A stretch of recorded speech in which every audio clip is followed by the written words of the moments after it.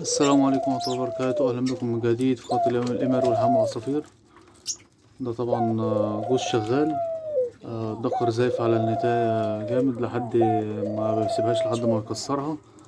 طبعا الدكر ما يكون زايف كده وبيقعد يجري ورا النتاية ويقعد يضرب فيها، ده بيبقى على بيض. اللي هو بيقعد ادام انت كان يشتغل عندك مرة واتنين وتلاتة، ادام بيضرب فيها ما تقلقش، هو كده بيبقى على بيض. طبعا زي ما انتوا شايفين، الدكر بيبقى صوته اعلى من النتاية طبعا في الزوف، وطول النهار والليل بيزوف وبقى اعلى من النتاية في الزوف، وصوته اخشن من النتاية في الزوف بتاعه. فتلاقي النتاية بتبقى صوتها ضعيف شوية عن الدكر، يعني الصوت الخفيف غير الدكر صوته بيبقى قوي زي كده. طبعا ده بيبقى ايه، بيبقى عايز يتجوز وكده، فبيقعد يصدر الاصوات دي والزوفة بتاعته لحد ما يكسر عليها، وبعد كده ايه يبتدوا ايه يجهزوا بقى في العش وكده. ده الجوز اللي انا كنت حاطط له قش الاول، وبعد كده بهدله، بدأ يرتب فيه تاني، والنتاية ايه ترتب فيه، وكانت النتاية كانت مشقوفة طبعا، ظبطتها بالاكل وكده. كنت سرحان عنهم شوية يعني في الاكل وكده، بس الحمد لله لحقتها على طول بالفيتامين وال- والخلفة وكده. الحمد لله رمت نفسها وبدأت تلم القش وبدأت تاكل وبدأت تظبط نفسها، مفيش أي مشاكل ايه فيها.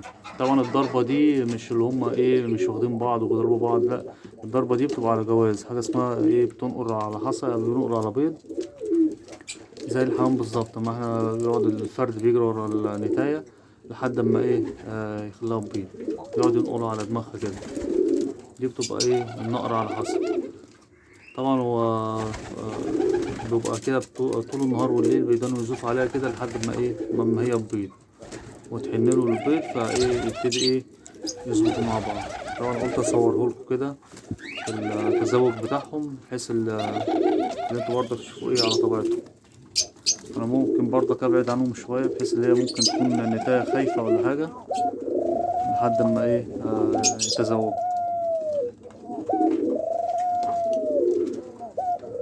طبعا ناس كتير الشتا بيجي وتلاقي مثلا اللي ربنا كرمه وجهز يعني الحمام الشغال اللي عنده باض وطلع وما شاء الله تمام التمام، اذا كان عنده جوز او اتنين او تلاتة او 10. الزغيل طبعا كبرت ليه ما بتكبر وتكمل ريش وبعد كده بتموت. طبعا الزغيل طبعا لما تيجي تطلع من البيضة وكده تبقى مناعتها قليلة، ما تستحملش مثلا شوية جديد، ما تستحملش مثلا حاجة مثلا نملة أو أي حاجة أو حشرات. طبعا الحاجات دي ما بتظهرش في الشتاء. ايه هي الحاجة الوحيدة اللي هي مثلا ما تكبر وتلاقي الزغلول تمام مثلا على قد كف الايد او لسه التنبيت فيه او كامل ريش زي بابو امه، وتلاقيه مرة واحدة من غير اي حاجة تلاقيه عي او مات لوحده. ده بيبقى لازم نحط له رافع مناعة يا جماعة، رافع مناعة مش كالسيوم ولا فيتامين ولا اي حاجة، حاجة اسمها رافع مناعة. طبعا الدواء ده انا كان فيه كنت عامل فيديو ليه رفع المناعة وكده. وفي حاجة برضك اسمها كالسيميات، ده برضك ممتاز جدا، مفيد جدا ليهم. ده سبب موت الزغليل لما تيجي تكبر وتلاقيها مرة واحدة عيت، وتلاقي كمشت مرة واحدة ومبقتش تاكل وضعفت، و... وتلاقي مثلا كملت مفيش أي حاجة وتلاقيها ماتت موت مفاجئ. دي بتبقى مرض شديد أو جالها مثلا معوي جديد وتلاقي ايه ماتت على طول.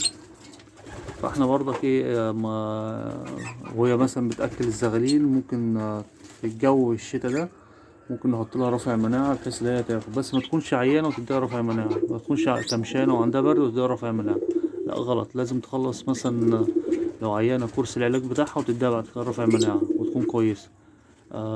تكون مثلا ما فيهاش حاجة وتديها رافع مناعة وهي زغلول أو ما بتأكلها، ده ما فيش أي مشكلة، بحيث إن احنا نواجه ميكروبات طبعا الشتاء وهوا الشتاء وتغيير الجو وكده بيسبب مشاكل للزغاليل.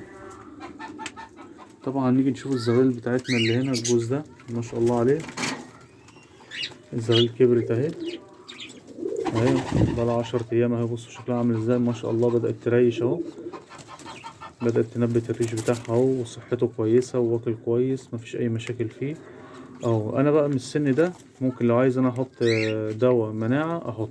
أدي الزغلول اهو ما شاء الله بصحة كويسة، وأدي الزغلول التاني أخوه ما شاء الله برضك بصحة كويسة. وواحد أقل من واحد حاجات بسيطة، فرق اليوم اللي بتاعت فأس البيضة يبقى التاني بيكبر. هو ما شاء الله بيبقى سريع النمو، مفيش أي مشاكل فيه، واكل اهو كويس ما شاء الله، معدته مليانة اهو اهو. الاتنين جنب بعض اهو سوا بعض، مفيش غير ده أكبر من ده بشوية. طبعا الكبر والصغر دول مفيش أي مشاكل طالما هما بيأكلوا كويس وكده، ما تقلقش منهم إن شاء الله يكبروهم ومفيش أي مشاكل فيهم. ده بقى لو عايز احطلهم انا المناعة احطلهم، مش معودهم على حاجة، هما كويسين ما شاء الله عليهم، خلاص ما تحطهمش مفيش اي مشاكل. طبعا مع خلفة الحمام تديهم برضك صحة كويسة. مع التهوية، الحاجات دي كلها بتبقى ترفع المناعة. مش معقولة اللي انت حاططهم في أوضة كاتمة مش عايزهم يعيوا، مش معقولة اللي انت مدفيهم وتفتح مرة واحدة شباك خش عليهم طيار تبهدل اليمين كله عندك. لا، طالما هما في بلكونة سيبهم في بلكونة، ولا تغطي ولا تعمل. هي ممكن تكون فرشة بس من فوق القفص بس، ولا تحط من الجناب تسد، ولا اكياس، ولا تغطيها ببطانية والصبح تكشف عليهم ياخدوا تيار هوا ياخدوا برد. لا، سيبهم كده بطبيعتهم، هم كده كده اصلا متعودين على الجو الخارجي طبعا مش الداخلي. ما تكتبهمش زيادة عن اللزوم، لازم يكون في تهوية، لازم يكون مثلا في مثلا مجال شباك صغير او حاجة صغيرة، بحيث ان انت حاططهم في اوضة ولا حاجة يكون ليهم تهوية سليمة طبعا، لها دور كبير. ولو بتجيلهم شمس كمان يبقى أحلى وأحلى. يعني الشمس برضك ليها عامل أساسي في رفع مناعتهم وكالسيوم وعظمهم، ما يجيلهمش كساح، ولا يجيلهم مثلا ضعف في العظم أو ليونة في العظم أو أي حاجة زي كده. بس الكلام ده اللي مثلا مربي في أوضة وماشي معاه تمام مفيش أي مشاكل، موفقهم مفيش أي مشاكل. مربي في بلكونة موفقهم مفيش أي مشاكل. مربي في أوضة فوق السطح، أو مثلا أوضة في الشقة، أو مثلا في أي مكان زي كده، طالما العملية عنده كويسة يمشي عليها زي ما هو، ما يغيرش حاجة. لا يفتح مثلا شباك من جديد في الشتاء تخش لهم تيار هوا يصيب الزغاليل أو يصيب الكبار. بصوا يا جماعة، الجوز اللي بتكلم عليه في أول فيديو أهو بدأ يتجوز اهو.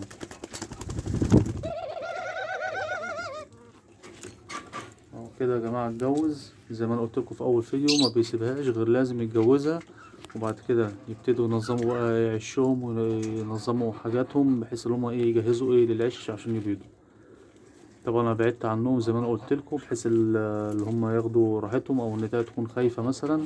الذكر ما بيهبش، بيقعد يزوف على طول، والنتاية ممكن ايه تهاب شوية من انا برضك بصور واقرب الكاميرا كده، فايه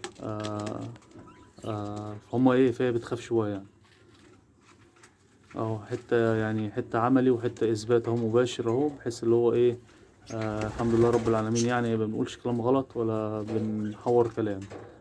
كلمتكم في اول فيديو على ضرب الجوز الشغال اهو بيجري وراه لحد ما يتجوز، وفعلا ما شاء الله تبارك الله اتجوز اهو. منتظر منهم بقى ايه تجهيز العش اهي، بدأت تلم قش وكده ان شاء الله يبيضوا، ونوريكم اول بيضة وتاني بيضة، والزغاليل بأمر الله ان شاء الله بأمر الله. وربنا يرزق كل واحد عنده جوز شغال يكرمه لما يبيضوا ويطلعوا له احلى زغاليل. نرجع تاني للزغاليل اهم ما شاء الله هم تمام، مفيش اي مشاكل فيهم.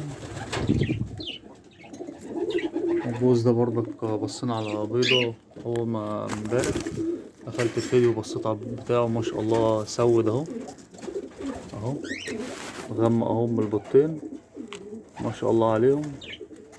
ان شاء الله هي قربت برضك مفيش اي مشاكل. بصوا يا جماعه انا مش حاطط لهم حاجه ومنهم للهوا، يا دوبك معرش العشه بس فوق السطح اهو حاططهم اهو، مفيش اي مشاكل. بتلم البيضه اهي كده. انا سايبهم حاضرين الموسم كله، صيف شتاء خريف جميع الفصول بتعدي عليهم على السنه، بحيث ان انا ايه تهويه جيده، الشمس بتيجي عليهم، الهوا، الاكل الكويس اهو، والميه بيديك احلى انتاج. وادي الزغلول فايق اهو بينضف ريشه اهو وما شاء الله عليه، الصحة كويسة مفيش أي مشاكل فيه. بصوا يا جماعة بقى، أول ما يحصل تزاوج الذكر بيقلل الزوف شوية، بحيث بقى ايه في نظام في العش وفي تجهيز ومفيش أي مشاكل كده فيها. كده النتاية الحمد لله اطمنا عليها، وإن شاء الله ربنا يرزق كل واحد. طبعا في أي سؤال في أي حاجة اكتبولي في تعليق أو نتواصل بالواتس، مفيش أي مشاكل. طبعا بشكركم وبشكر تعليقاتكم، ومتنسوش اللايك بقى والشير والاشتراك في القناة. شكرا ليكم والسلام عليكم ورحمة الله وبركاته.